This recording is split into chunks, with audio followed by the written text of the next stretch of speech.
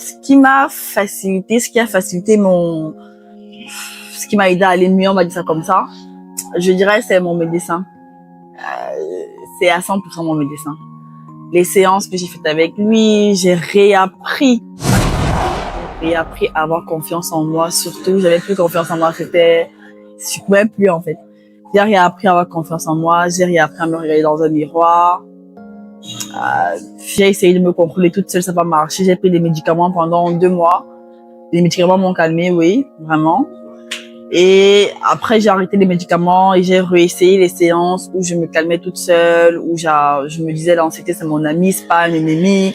C'est au quotidien que j'ai ça, donc je suis pas folle en fait. J'accepte à vivre, j'apprends à vivre avec et j'accepte de vivre avec ça. Et ça, effectivement, c'est vraiment ce qui m'a aidé à avancer.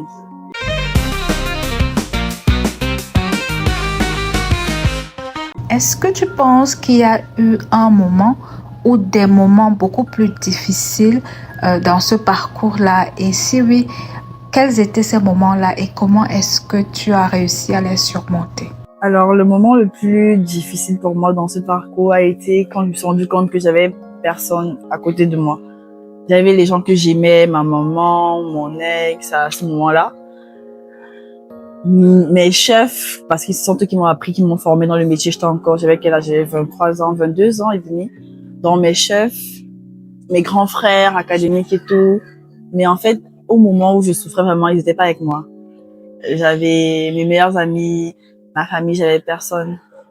Après, je les en veux pas parce que je m'étais retirée toute seule.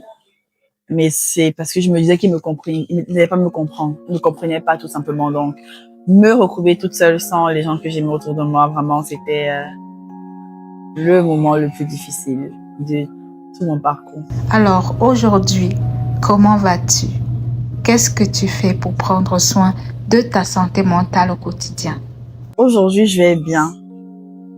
Même si ça reste un thème toujours pas très vrai, parce que personne ne va vraiment bien. On a tous des problèmes.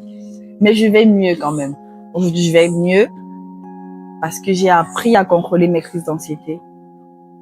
J'ai appris à m'écouter quand j'ai mal, quand mon corps quand ça va pas, ça va pas. Je me force pas, je me dis pas, je vais me pousser à bout, non.